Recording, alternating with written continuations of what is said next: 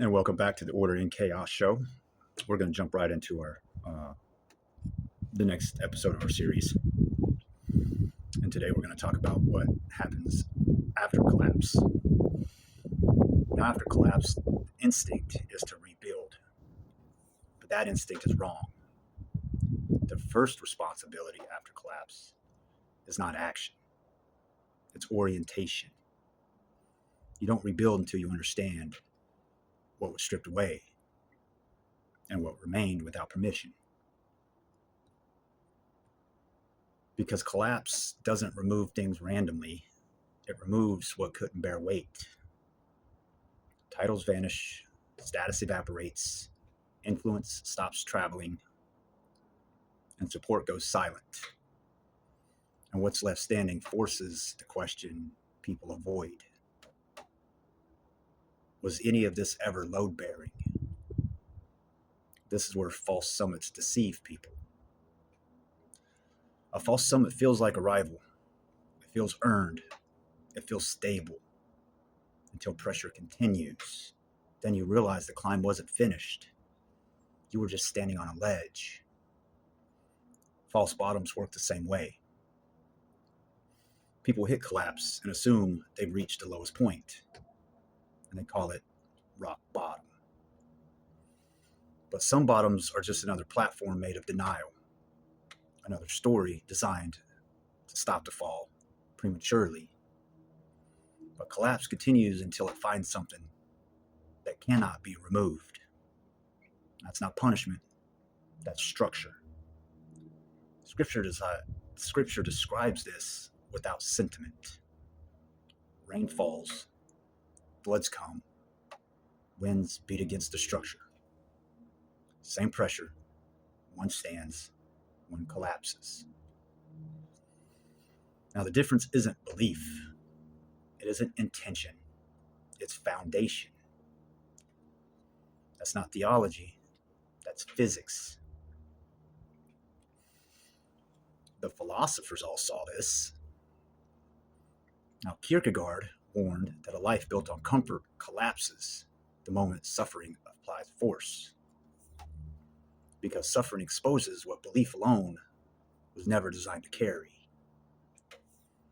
And Nietzsche observed that weak structures rarely fail dramatically, they decay quietly.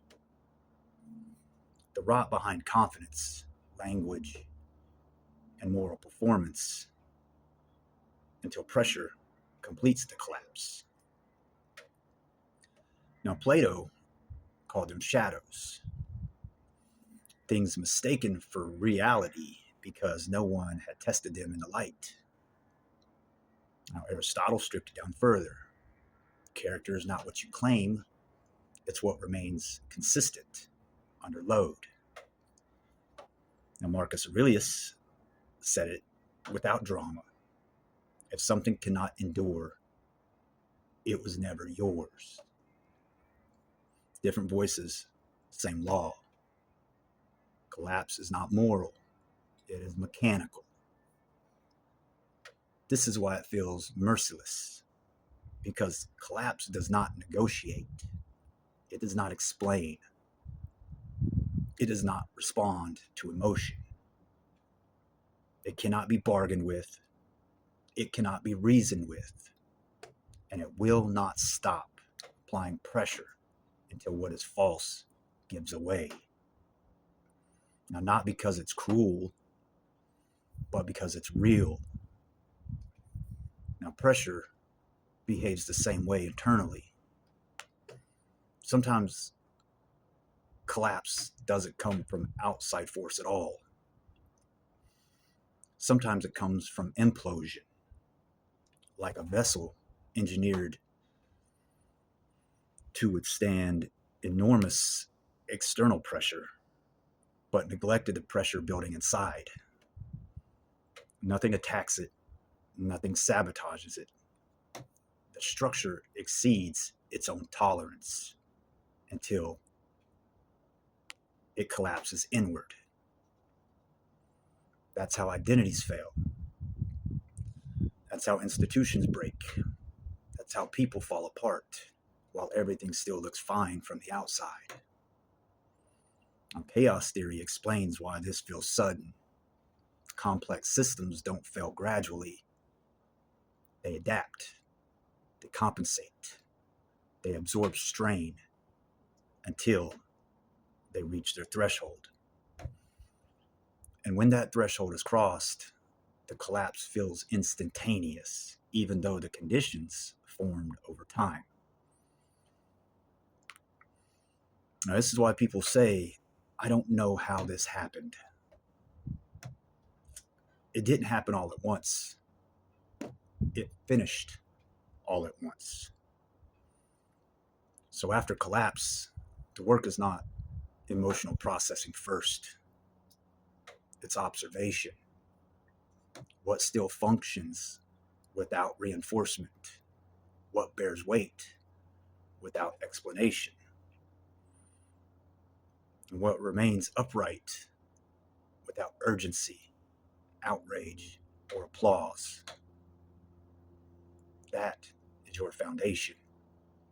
And this is the hardest discipline. You do not rebuild immediately. You wait. You let what is false finish falling. You let silence complete the separation. You stop holding up what was never solid. Because rebuilding on the wrong foundation only guarantees a more catastrophic collapse later. Collapse does not mean chaos forever. Often, collapse is the end of chaos. It is order returning after distortion. Reality reasserting itself without permission. And once you are standing on something that can bear weight, pressure stops feeling like a threat. Because pressure does not destroy what is real. It reveals it. And that is not the end. That is where structure begins. Now, if you like this content, hit that like button, subscribe to the channel, leave a comment, and I'll be sure to get back to you. Until next time, peace.